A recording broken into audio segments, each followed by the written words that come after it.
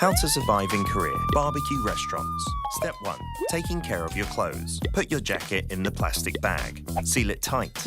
If the stool flips open, store your clothes inside. Wearing light colors, grab an apron. It's the best defense against oil splatter and smoke. Step 2. Bottomless side dishes. Basic side dishes at a barbecue restaurant. Eat, and eat as much as you want. Side dishes come with free refills. Oh, and if you don't see this sign, just ask, 사장님, 여기 밑반찬 좀 더 주세요. Simple, isn't it? Step 3. Grilling meat. There are various kinds of samgyeopsal in Korea. Place the meat on the grill. Turn it over when golden. And again when it looks done. Again and again and again. Step 4. Sam style. You aren't taking bites of sam like a taco, are you? In Korea, we have it in one bite. A pro tip here, add only as much as you can handle in a bite. Gotta avoid awkward situations. Step 5. Enjoy the perks. After the meal, enjoy the perks offered as a Korean restaurant. Fabric refreshers get rid of the barbecue smell, while mint candies freshen your breath. Did you survive the barbecue restaurant? Hang on. Are you here with someone you want to impress? Then let's skip the garlic. Who knows what will happen?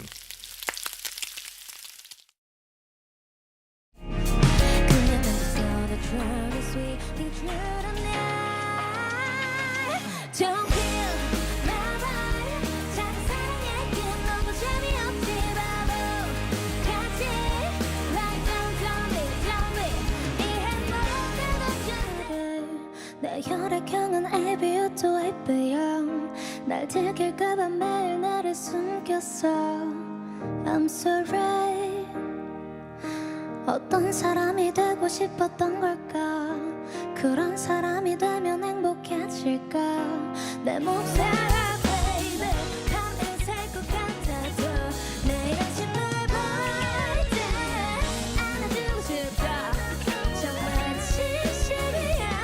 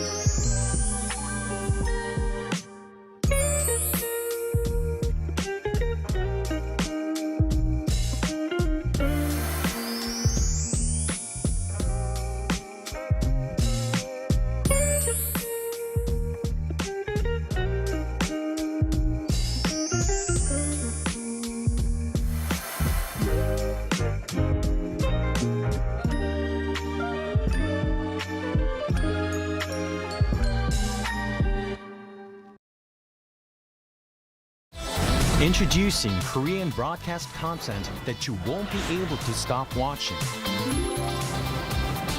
For weary modern souls, Dr. Romantic, the quirky genius doctor of Puldam Hospital, prescribes heartwarming tales of humanity.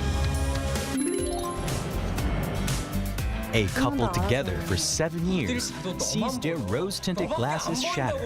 Can they keep their relationship alive? Discover the raw stories of youth, work, and love. Beyond what social media can show, experience the vibrant Korea through its hidden gems. Mama, the ultimate K-pop festival for global fans. Find your star in a feast of trendy music and electrifying performances. Now, the whole world enjoys it together.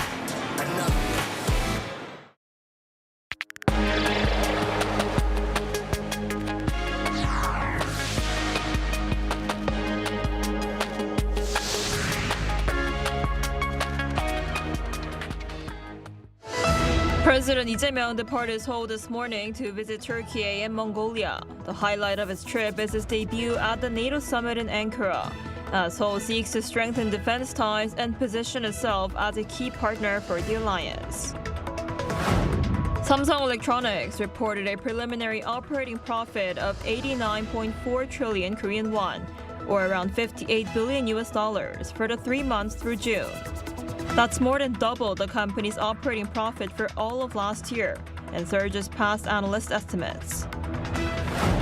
Russia launched a major missile and drone attack on Ukraine, killing at least 22 people and injuring nearly 90 more.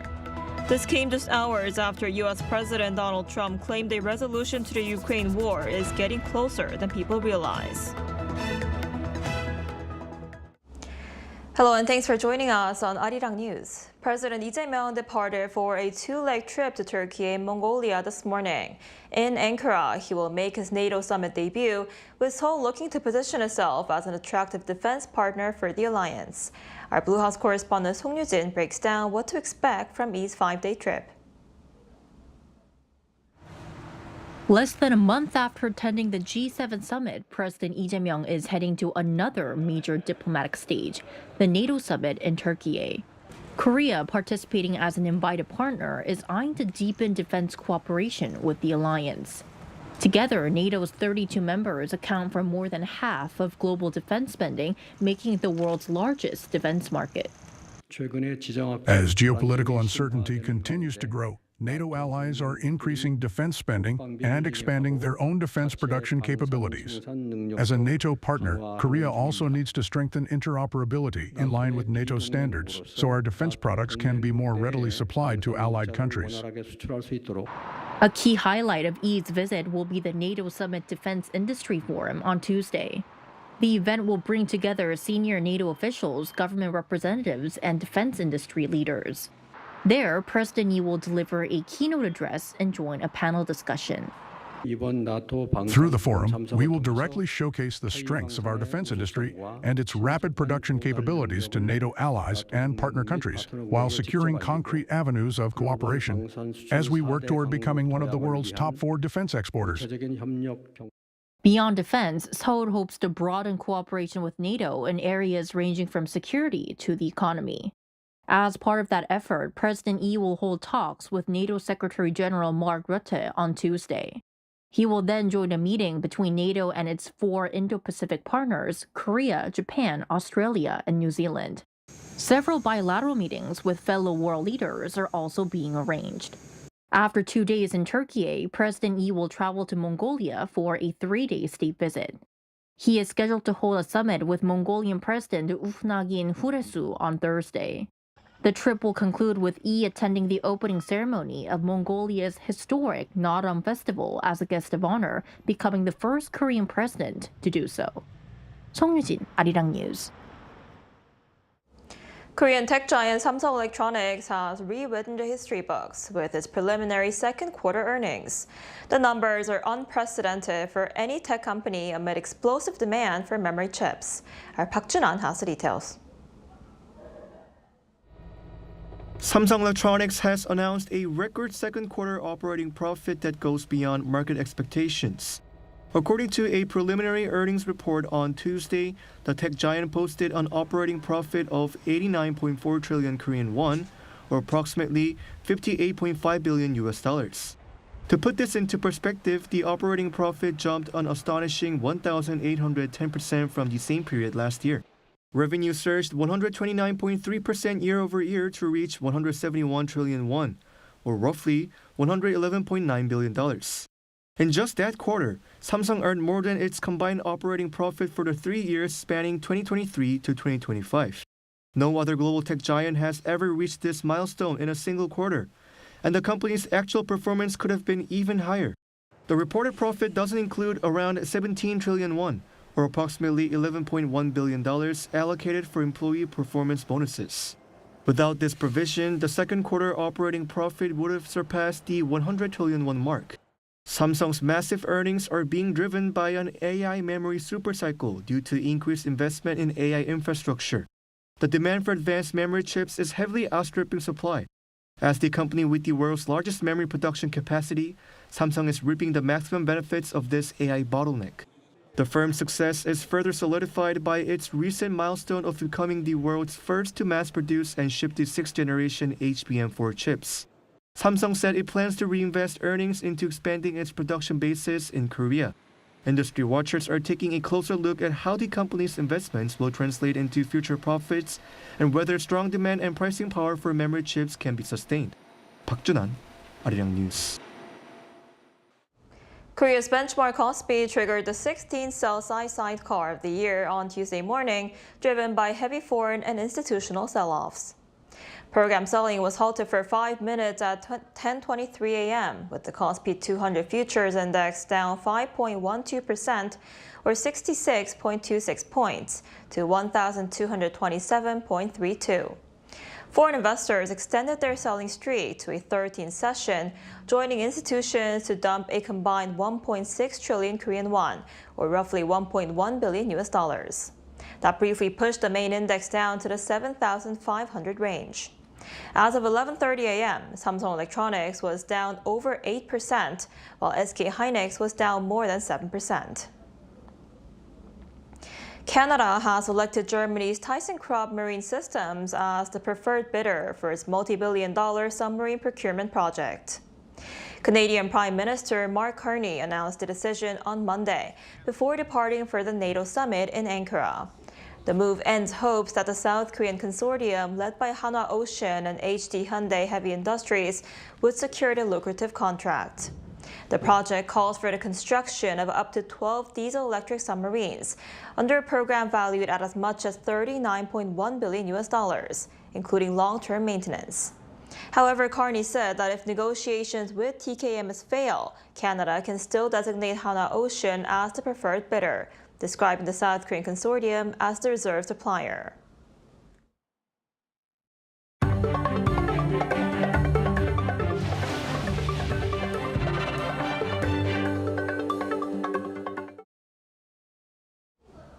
Over in Ukraine, Russia launched a large-scale missile and drone attack on Kyiv, killing at least 22 people and exposing weaknesses in its air defenses. The strikes came shortly after U.S. President Donald Trump suggested a diplomatic resolution to the war may be near. Our Chung Il-im has the details. Russia launched a massive missile and drone attack on Ukraine on Monday, killing at least 22 people and injuring nearly 90 others. Ukrainian authorities said Russia fired 351 drones and 68 missiles early Monday, with Kyiv and nearby areas hit the hardest. Just hours earlier, U.S. President Donald Trump claimed a diplomatic resolution between the warring nations was close. I think we're getting much closer than people realize, and President Putin wants it to end. I will tell you that very strongly. Although Ukraine said it intercepted many of the drones and cruise missiles, all 29 ballistic missiles launched by Russia reportedly struck their targets, leaving emergency workers to search the rubble in residential areas for survivors. The strikes also exposed critical gaps in Ukraine's air defenses. We do not have enough means of defense, especially Patriot missiles. We have demonstrated to all our partners both the need for and, most importantly, the ability to provide greater protection. Zelensky added that Ukraine could produce Patriot systems itself if Washington granted the necessary manufacturing licenses. Meanwhile, Ukraine carried out its own long-range drone strikes on Russia, with military officials saying the Omsk oil refinery in western Siberia was hit. The facility is Russia's largest oil refinery and accounts for about 12% of the country's refining capacity. Analysts say repeated Ukrainian strikes on Russian energy sites have contributed to fuel shortages and rationing in several regions. Chung Il-im, Arirang News. In sports, U.S. President Donald Trump acknowledged calling FIFA President Gianni Infantino about a controversial red card issued to an American player. FIFA says its disciplinary process remains independent, but the incident has sparked calls for an ethics investigation and renewed scrutiny of the organization's political neutrality. Our Lee Seung-jae has more. U.S. President Donald Trump says he called FIFA President Gianni Infantino to discuss the red card given to U.S. striker following Balogun during the World Cup Round of 32 match against Bosnia-Herzegovina. So, yes, I asked for a review by FIFA. I spoke to a man who's highly respected, and by the way, whose level of respect has gone up tenfold. And he was good before this started, but you know, he really pushed it in this country. I'm the one that got them to do it. Balogun, who has scored 3 goals in the tournament, was sent off after stepping on the ankle of Bosnia-Herzegovina defender Tariq Muharamovic. The red card carried an automatic 1-game suspension, which would have ruled him out of the round of 16 match against Belgium. But FIFA later suspended the red card, allowing Balogun to play. The decision sparked criticism, with some questioning whether Trump's call had influenced the process. Infantino responded to criticisms on Monday, saying FIFA's judicial bodies are independent and make decisions based on the FIFA disciplinary code and the facts of each case. He confirmed that he had received a call from Trump, but said he explained that the matter was part of an ongoing legal process and would be handled by the appropriate bodies. However, controversy has also drawn criticism from Fair Square, a human rights group focused on sports. Its co-founder Nicholas McGeehan told Reuters that FIFA has become too politically aligned, calling for an investigation into the issue. We are definitely going to ask for an investigation into the circumstances of this. If there is a quid pro quo here at work, then that is a very clear violation of the Code of Ethics, and a quite serious violation of the Code of Ethics. McGeehan says Trump's intervention should be investigated as a possible breach of FIFA's rules on political neutrality. 50 members of the European Parliament have also written to FIFA's Ethics Committee, backing a complaint against Infantino over his ties to Trump's political agenda. Lee Seung-jae, Arirang News.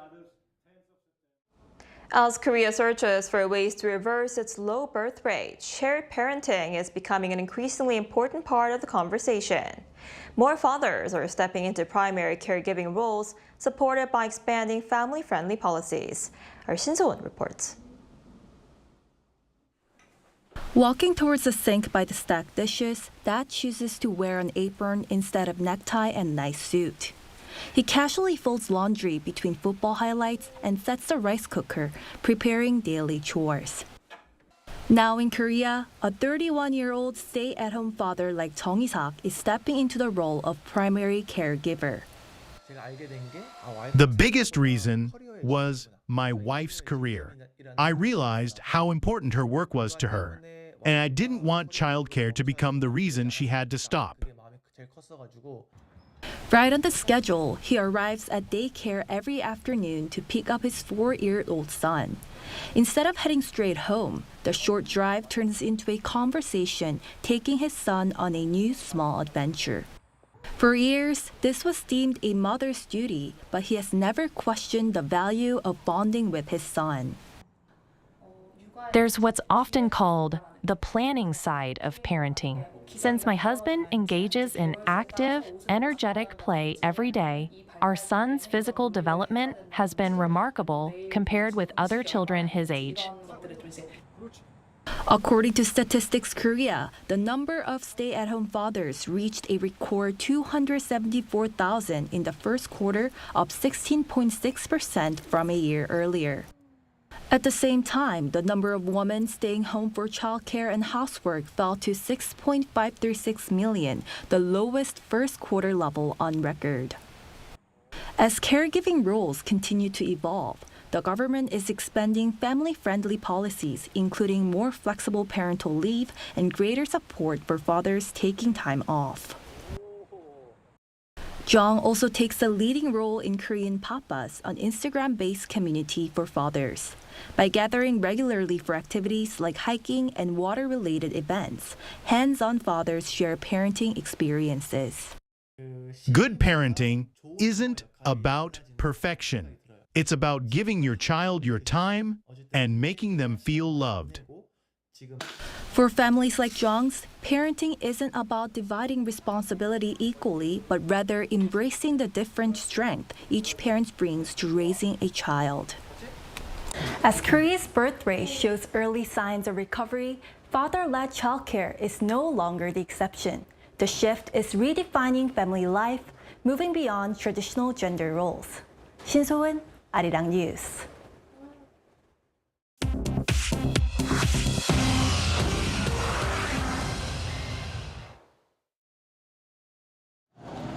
This is the world now. In Sri Lanka, clashes between prison inmates have left 26 dead and around 100 injured. Clashes began on Sunday between convicted prisoners and those under temporary detention at the facility in Negombo, a coastal town about 35 kilometers north of Colombo. 2 inmates died and 38 were injured in the initial fighting. More violence on Monday morning then left 24 others dead, including 7 prison officials. Sri Lanka's justice minister said some weapons fell into the hands of prisoners during the disturbance. Hospital officials reported some of the injured sustained gunshot wounds. Police riot control squads and special forces were deployed to contain the violence. The justice minister says the situation is now under control. Cuba's power generation system shut down entirely on Monday in what was the 8th nationwide power failure since last October and the 3rd this calendar year. Power company UNE prioritized supply to hospitals and food facilities, but could restore just 1% of Havana's normal requirements by the afternoon. Years of neglect toward aging infrastructure combined with fuel restrictions have forced Cubans to endure prolonged blackouts spanning days. The Trump administration discontinued Venezuelan fuel deliveries to the island months ago and convinced Mexico to suspend its own shipments. 2/3 of residents had already lost electricity before Monday's complete collapse occurred. Residents described conditions as unbearable amid summer heat and surging mosquito populations. Microsoft announced on Monday that it will cut 4,800 workers from its payroll, roughly 2.1% of total staff, as the company reorganizes its gaming operations. The Xbox sector will absorb 3,200 of those departures, with layoffs beginning immediately for 1,600 employees on Monday. The company rejected suggestions that artificial intelligence would fill these roles. Despite years of investment in the gaming sector, Microsoft has failed to close the gap with competitors Sony and Nintendo. It is shifting course towards spreading its game portfolio across multiple distribution channels, rather than depending solely on exclusive console titles to drive hardware demand. A London judge will deliver a decision on Tuesday on whether the Daily Mail publisher engaged in unlawful information gathering against Prince Harry and several other British celebrities. The case centers on claims that dozens of stories that were published from the 1990s to 2011 were based on information obtained unlawfully via mobile phone message interception, telephone line monitoring, and fraudulent extraction of medical files. The Daily Mail leadership acknowledged minor regulatory violations, but insisted they terminated investigator relationships from 2007 forward. Chu Ji-han, Arirang News.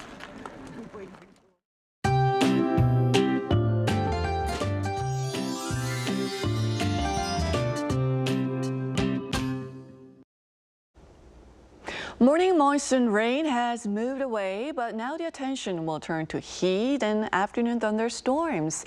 Heat advisories remain in place for the southern parts of Gyeonggi-do province and Gyeongsang-do regions. Then there is a chance of heavy passing rain in most parts of Korea, with 5 to 60 millimeters in the forecast, along with thunderstorms. Conditions will remain hot and sticky across Korea. And this afternoon, Seoul will be getting up to 30 degrees Celsius, Gwangju at 32, but Daegu and Gyeongju will be topping out at 34 degrees Celsius. It's going to be quite muggy in Daegu with a heat advisory in place with that rain ahead.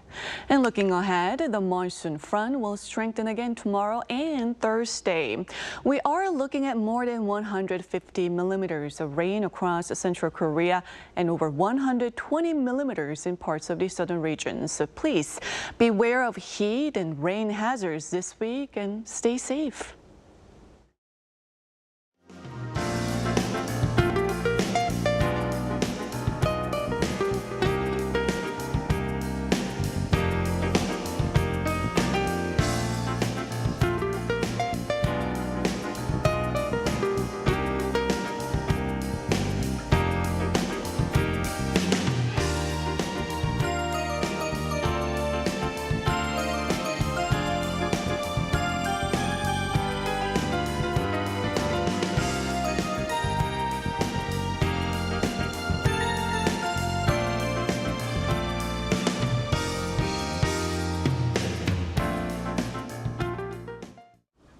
That's all we have for today's noon edition of Arirang News. Thank you for watching. We'll be back at 5 p.m. Korea time. Stay tuned.